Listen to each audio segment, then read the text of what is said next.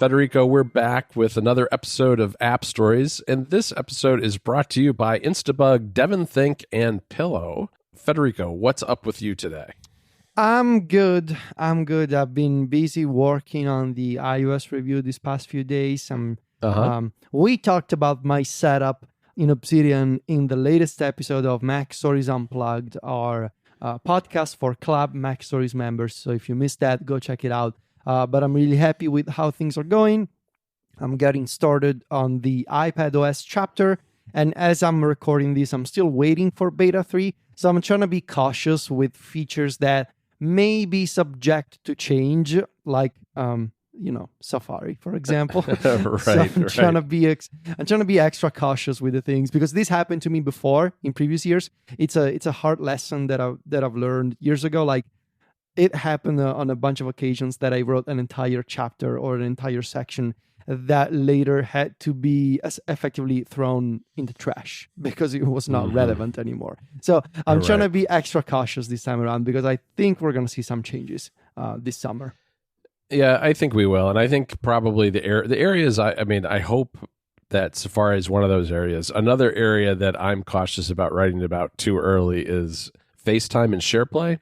Because those sorts of things, it's just like, I remember the video, group chat thing that was introduced a year or two ago, and it didn't work very well at the beginning. Those are the kind of features. I remember that we tested it, and it was super bad, and it was basically unusable in the summer. And it felt like our phones were gonna light up on fire because it was causing so much heat. Yeah. But yeah, it's one of those features that those things are hard to get right and tend to get a lot of refinement. So that's going to be one of the last things I write about too, I think.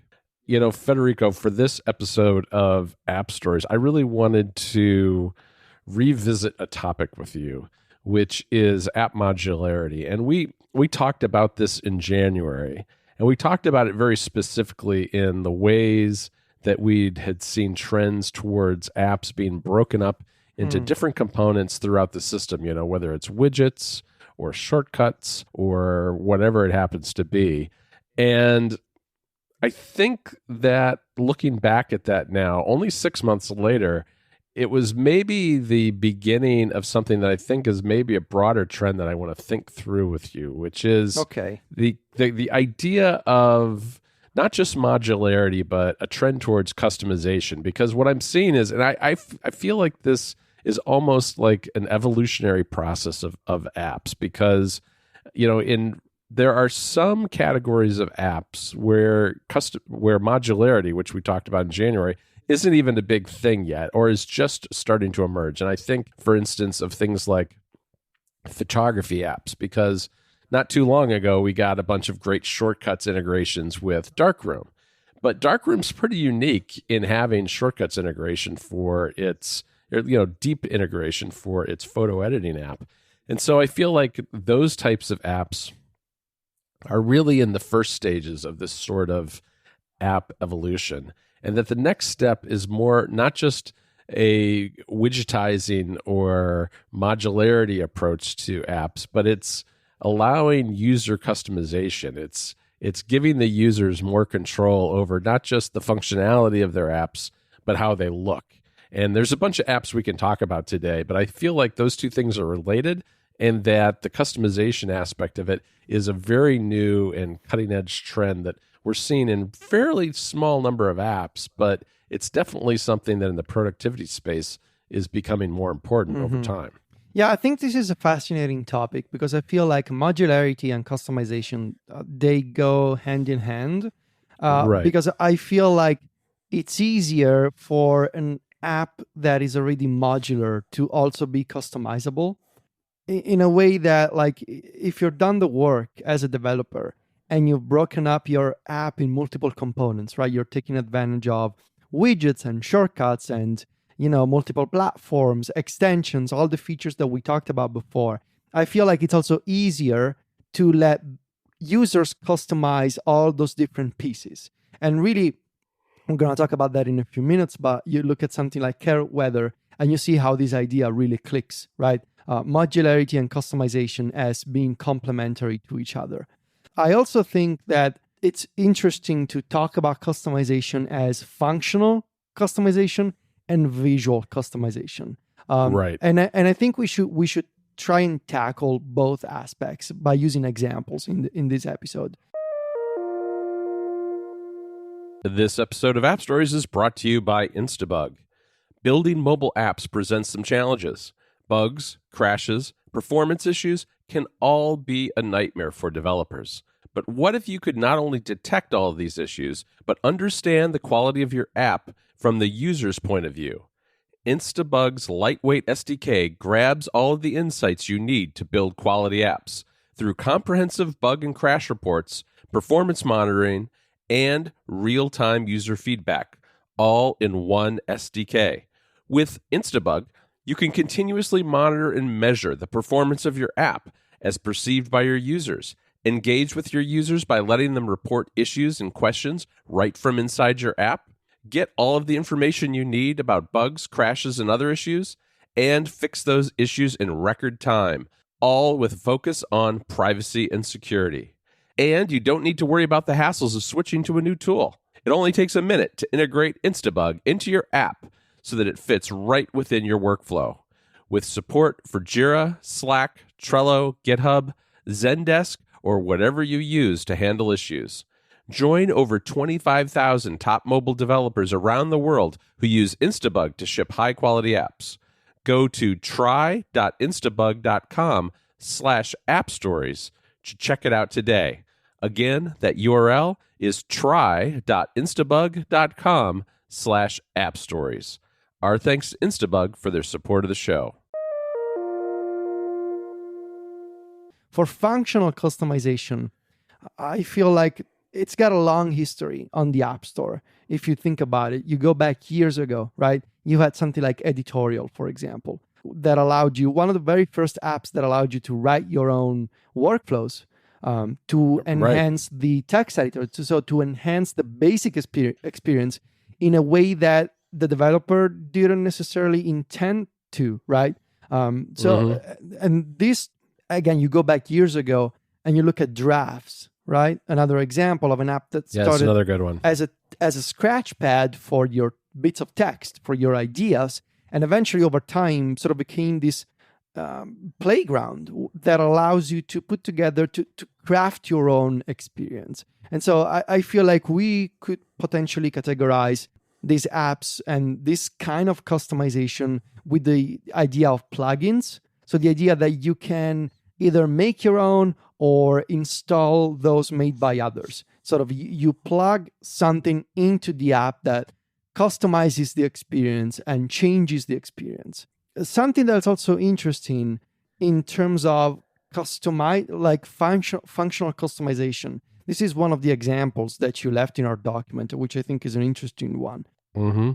How some apps, they try to integrate with other apps on iOS or iPadOS, sometimes even on the Mac, directly, bypassing the share sheet and having these custom integrations. So, for example, I thought of Spark, the email client, right? Right. And Spark is one of the few email clients that has a share sheet and lets you share your current email message either as a PDF or as a Spark, like as a unique Spark URL with other apps. But it also comes with these hard-coded integrations that let you, for example, save an email directly to your Todoist account as a new to-do, or it lets you do the same for OmniFocus or for reminders. And these are built-in integrations that allow you to create a bridge between your email client and third-party apps without having to use the native share extensions. And I feel like your example for Craft is potentially even more interesting. Yeah, Craft has been doing this, and they've integrated with a bunch of third-party services and apps. Things like Bear, I know, is one of them, and there are a bunch of others. And I have mixed feelings to some degree about these kind of hard-coded integrations because I feel like because you're really relying on the developers to pick the apps that you want them to incorporate, right? And there's always going to be an app that I would love to see brought to Spark or Craft or something that not enough other users are interested in, so it probably won't get added. And that's why I kind of like the idea of plugins better, because it allows to put the control in the user's hands and not make it have to be part of the business decision of a developer and whether they have the space, the time, or can make the money integrating a particular app into it. But it is an interesting approach because the benefit is that it doesn't require the user to do anything. If you're a Todoist user and that app is already in Spark, or you use Bear and that's already in Craft, that's great because there's been a coordinated effort there, whether it's through an existing API or a direct relationship with the other developer, that brings the best features of those apps together in a way that tightly integrates. So that's kind of the flip side of the coin, is that, for instance, I know the Todoist integration, for instance, on Spark is very good because it lets you pick dates, pick projects. You can either have the actual email in the task, or you can have a link to it. There are a lot of options there that you wouldn't find necessarily if you were just using the share sheet or you were having to rely on some kind of plugin. Yeah, and I don't know what that says about the share sheet. I think it's too hard to make a good share sheet extension. I think so. And I feel like the extension APIs, they were first launched in iOS 8. So that would be 2014. They are pretty old. And they're very memory constrained from what I understand. Yes. And I think that's a big part of the problem, is that you put too much functionality in there, you try to ingest too much data, and they'll just crash. Yeah. You're very limited as a developer. Like you have 10, 15 megabytes of memory, something like that. It's very sort of low memory tasks. And I don't know, I feel like the whole system is also kind of confusing, this separation between action extensions, share extensions. We talked about it before. And so I'm not surprised that developers are making their own and letting users, customize how to integrate their one app with another, bypassing the share sheet. This episode of App Stories is brought to you by Devon Technologies, the maker of DevonThink. Whether you're in the harbor or on the high seas, you need to know where you are and where you're sailing. If you have all the maps, books, and documents, DevonThink for Mac and DevonThink to Go for iOS will not let you down on your mission to help you navigate the 7 seas of information. All right, jokes aside, DevonThink helps you get organized in your office, home office, or on the go. It's a terrific app. Look, everybody has loads of documents, bookmarks, notes, snippets of text, and it's hard to keep track of all of it. That is, unless you use DevonThink, which elegantly handles all of that and a whole lot more in one neat, tidy, and organized place. Organize anything in whatever way makes sense to you, and let DevonThink's unique AI assist you all the way with filing and finding. And if that wasn't enough, smart rules and flexible reminders let you delegate all of the boring, repetitive daily tasks to DevonThink too. Also, on iOS, you can use shortcuts actions to integrate DevonThink to Go with your other apps. Of course, whatever you keep in your databases remains yours. It's all stored locally. Nothing is uploaded anywhere unless you say so. The app's flexible synchronization technology uses strong encryption to make sure that you have all of the important documents with you on whatever device you're working on, and that taking them with you is done securely. Use iCloud, Dropbox, any WebDAV service you may have booked, or synchronize directly over your local network. And of course, there's so much more, from email archiving and scanning to an embedded web server for sharing your data securely with your team. Right now, listeners of this show can get a 10% discount on DevonThink 3 and its upgrades by going to the URL devontechnologies.com/appstories. Again, that URL for a 10% discount on DevonThink 3 or upgrades is devontechnologies.com/appstories. Our thanks to Devon Technologies for their support of the show. And I also want to add that I am not surprised that more and more we're seeing a lot more apps, especially in the productivity space, starting to add these functional customizations in the sense of custom keyboard shortcuts, customizing toolbar items, customizing the integrations that you have. I don't think it's surprising because we saw last year in iOS 14 how much people care about visual customization. And as I wrote in my review, I think it's only natural that the more we use our devices, the iPhone is over a decade old at this point, and the iPad too.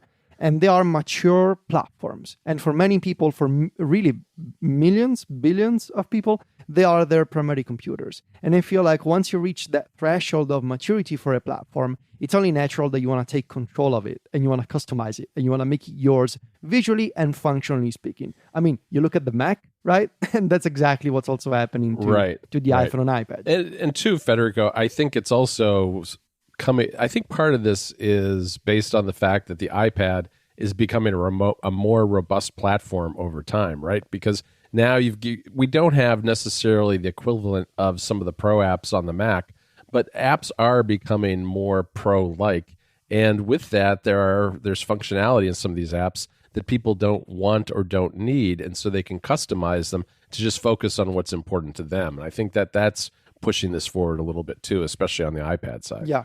Yeah, and consider how in iOS and iPadOS 15, even Safari is joining this trend with the inclusion of web extensions. So for the first time ever, you will be able on iOS to natively customize your browser and install custom buttons that extend the functionality of Safari beyond what's possible by default. So I feel like the trend toward customization is definitely and this is all like ideas that I shared in last year's iOS and iPadOS 14 review.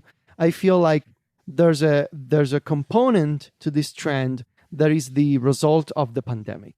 I feel like we spent a lot of time on our iPhones and iPads last year, and the desire to customize them is a natural consequence of that, because our usage of those computers really skyrocketed last year.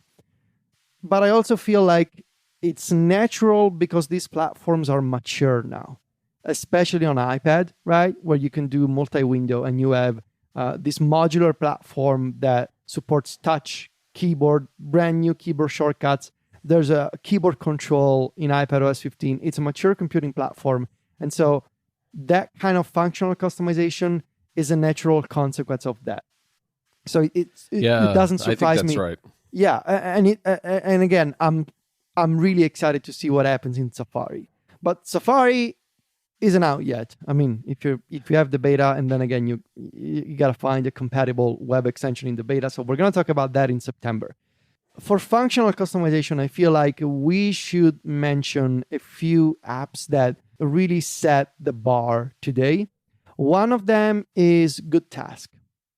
GoodTask definitely is an excellent third-party reminders client. This app supports both kinds of customization. It supports visual customization in the form of themes that you can install and really gives you full control, right? You can customize the UI of the main app. You can also customize the widgets separately. You can install themes. You can share your own theme with other users. But there's also functional customization through the quick actions. So you can make your own action that is sort of like a macro system for GoodTask that lets you create menus, right, that do things with your reminders, such as adding a tag and moving that selected item to a specific list, or creating, this is one of the quick actions that you have, John. You can create an automatic follow-up task with a quick action. Right. So this sort of thing is really a fantastic example of functional customization. The developer gives you the basic experience, which is GoodTask, and the basic tools to make your own actions. But then what you make can become a top-level item in GoodTask's context menu, which I think that's really empowering for a power user. It really is, and it's perfect for a thing like a task manager, because when you think about it, tasks can be really tedious to enter into your system because you've got the title and a tag and a project and maybe notes and a URL and a date and all those different aspects of it. And some things that you do are going to be similar day to day. And for things like that follow-up quick action that you mentioned, I all the time would get an email where I would realize that I'd have to follow up with somebody in 3 or 4 days. So I created a quick action that prepended just the words follow up to the task that I already had in Good Task. And then I would drop in the link to the email so I could find it again quickly. And it was, just stringing together 2 or 3 different functions of that app in one place so that with one tap, I could create a task instead of having to fill out 3 or 4 different things at once. Yeah. Now, of course, I should mention also Obsidian. I know that Obsidian on the iPhone and iPad isn't out yet, but it's available on the Mac, and the mobile apps are essentially going to be the same as the Mac version, except for a few differences. Yeah, and those are very close to public release now, from what I understand. They are very close to public release, and there's a test flight for Obsidian supporters, but yeah, they're very close to public App Store release. Now, Obsidian takes a different approach because it's on the desktop, it's an Electron app, and being this sort of hybrid app, the developers of Obsidian created this plugin system and this UI customization system, and both of them are entirely based on web technologies, right? Right. So you can customize Obsidian either by making a full theme or by customizing specific aspects of the app, like maybe you don't like the color of the text editor, or maybe you want to make the sidebar a little wider, things like that. And you can customize all of those features using simple CSS snippets. So Obsidian on the Mac, if you're a developer of snippets or plugins, what you can do in Obsidian for Mac is there's a web inspector. So you literally open the developer tools and you inspect the Obsidian UI just like you would inspect Safari. Basically, it's a WebKit inspector that lets you... Right. No, it's really wild what you can do because people have added all sorts of components, things like calendars, which aren't there by default. All sorts of things. The whole look, not just the look of it, but the actual functionality of the app can be completely customized, which is really cool. Right. And that's for me, that's sort of the last frontier of functional customization, which is, okay, you can use any web technology you want. You can use CSS, HTML, and JavaScript. And this plugin system lets you inject UI into the main application. It lets you create menu items. It lets you register custom commands. It lets you register custom hotkeys, right? It's you make a plugin and it becomes a top-level action in Obsidian. And all of this will be supported in the iPhone and iPad version as well. And I know this because the Obsidian developers sort of pre-submitted the app to the App Store and it got approved. So, and which isn't totally surprising because Apple lifted their rules on executable code in apps years ago. It's why things like Codia or Pythonista, for example, can exist on the App Store. Scriptable, right? All of those apps, they let you install scripts made by others, and it's fine because they are sandboxed. But in Obsidian, the plugin system will be, I think it'll be incredible because it'll let you turn... So at a very basic level, Obsidian is a text editor for plain text files that sits somewhere in a folder on your file system. Right. Very simple at its core. Very simple at its core. But because of this flexible structure that supports the two kinds of customization, visual and functional, you will be able, first of all, to make it look like something else entirely. Like you can install an 80s themed neon theme in Obsidian, and you can do that. But there's a Christmas theme, I know. It's all kinds of strange things. You can make it seasonal if you want to. Right. Maybe there will be a Mac Stories theme eventually. I don't know, maybe. Yeah, sure. Why not? Make it look like the website or something. Right. But also you will be able to bring in functionalities that the Obsidian developers didn't even think of, right? Right. I know that there's folks who are using Obsidian as a Trello-like board. I believe David Sparks is doing that. Right. I personally, I've been working with Finn with these custom plugins. One of them creates a direct integration between Obsidian and Todoist, right?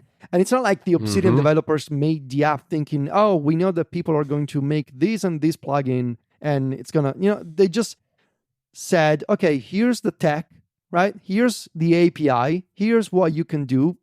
Go wild. Make your own plugins. And that I feel like it reminds me of the good old days of editorial, and perhaps even more, because these plugins being based on web technologies, you can find all kinds of plugins on GitHub, right? And you can adapt plugins made for other things if you know a bit of CSS and JavaScript. Now, of course, there's a downside to this, which is Obsidian looks a bit weird in places. Yeah, I wanted to mention this because I here's the thing about it, Federico. I love this customization, but what it makes me realize is that Apple should provide a system for people to do this in a way that's a little bit more structured and native, perhaps, so that it looks more like a standard app, because this doesn't look like an iOS app. No. It looks like a web app. Yes, it does. It does. And I absolutely agree. And I feel like, I'm pretty sure I shared this idea years ago somewhere in an iOS review. Imagine if you could do this kind of thing with shortcuts, right? Imagine if shortcuts, besides being the tool that you use to create automations and shortcuts, could also be used as a way for you to make your own extensions, as a way for you to make your own plugins. Like, imagine if you could use shortcuts to say, okay, when I'm using Ulysses or when I'm using IA Writer, create for me this menu or this macro, call it whatever you want to call it, that I can pin somewhere in the toolbar or somewhere in the sidebar or maybe somewhere above the keyboard that does this and this thing when I click it, right? Right. I can imagine something like having a built-in dictionary, using lookup as an extension to IA Writer, where you could have a shortcut that's a button in the toolbar that pulls up a UI that's basically the lookup app. Yeah. And so going forward, looking ahead at the future, I think it's interesting to consider how shortcuts could become sort of the playground that you use to make these customizations yourself, right? It's already kind of possible on the Mac, because you can make, using shortcuts on Monterey, you will be able to make extensions for the Finder, if I'm not mistaken, and that's right, for the menu bar, right?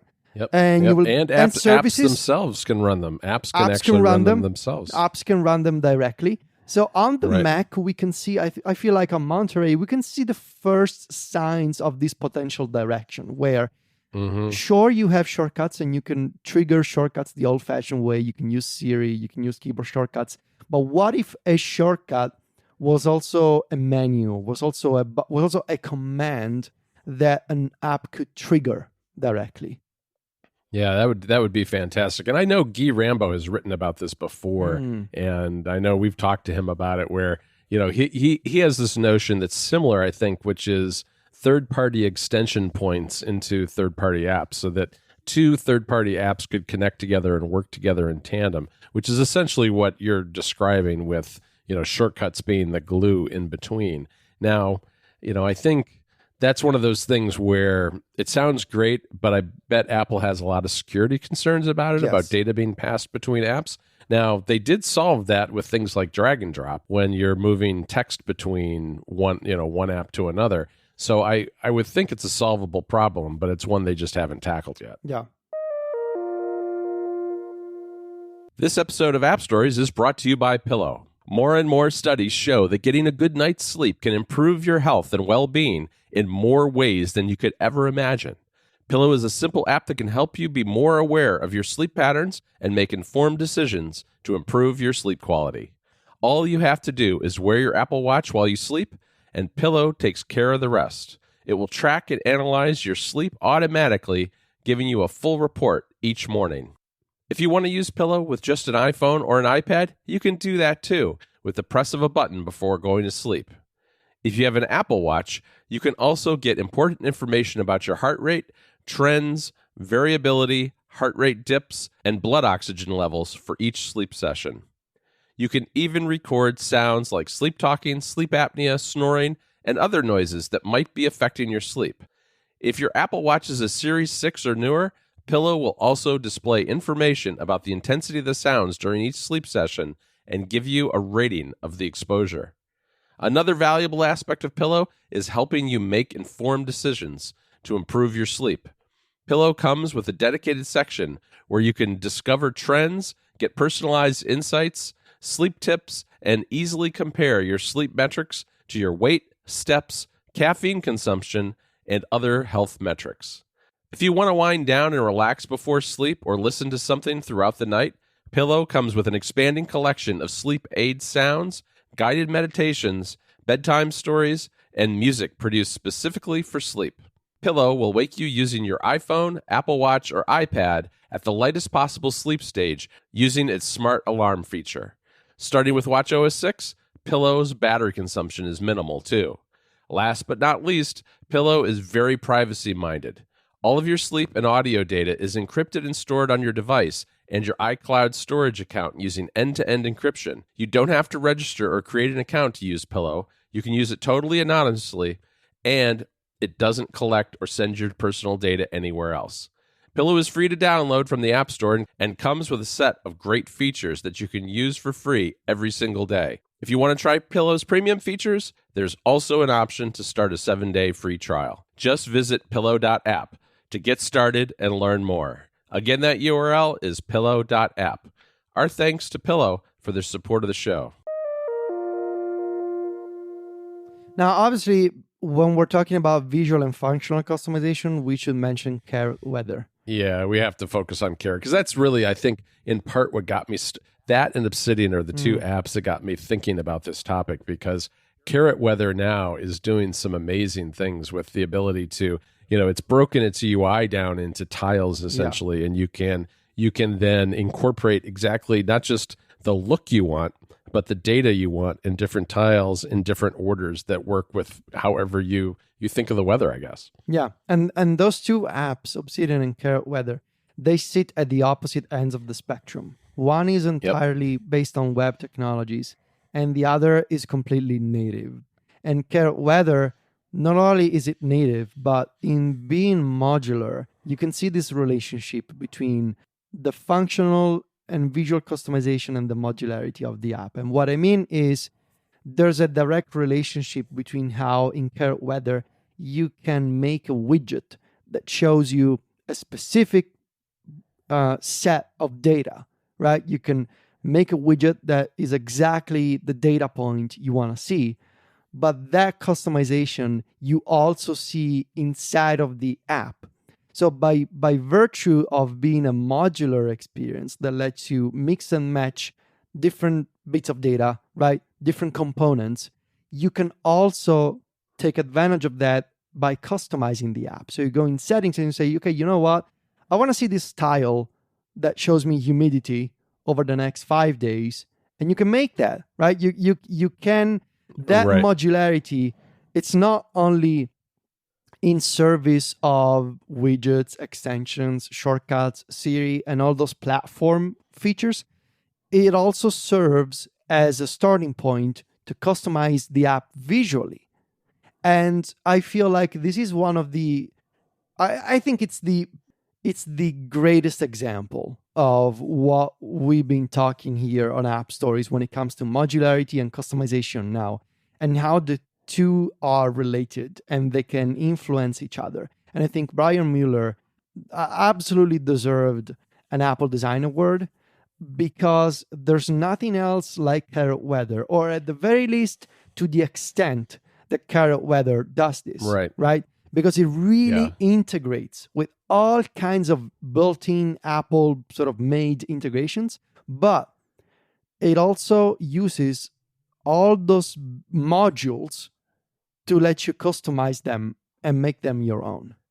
Yeah, it's really cutting edge in that sense. You're absolutely right. And I think what's interesting about it too is that it required Brian to build what is essentially a visual editor for his own app so that people can edit his app inside the app, which you would think at first glance, maybe that's the kind of thing that isn't going to take off, because that's obviously complex and it's something that not many people might be able to do. But Brian did it as a solo developer. So that, to me, I'm optimistic that there's going to be more of a trend towards this sort of thing, because if a solo developer like Brian can pull it off, I would think that most developers can pull it off. I mean, that's easy for me to say, of course, but I'd like to see this trend continue because I really like the ability to have a set of nice defaults. I mean, Carrot Weather, if you just use it out of the box with whatever is, the defaults are when you install the app, it looks terrific. But if you really want to make it your own, it's super easy to do that now. And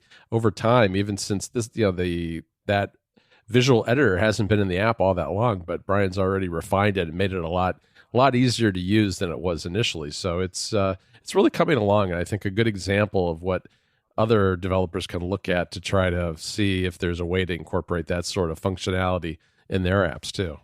All right, Federico, that's it for this week. I want to thank our 3 sponsors again. That's Instabug, DevonThink, and Pillow. You can find me and Federico over at MacStories.net. Federico is on Twitter and Instagram where he's at Viticci. That's VITICCI. And I'm at John Voorhees. JOHNVOORHEES. Talk to you next week, Federico. Ciao, John.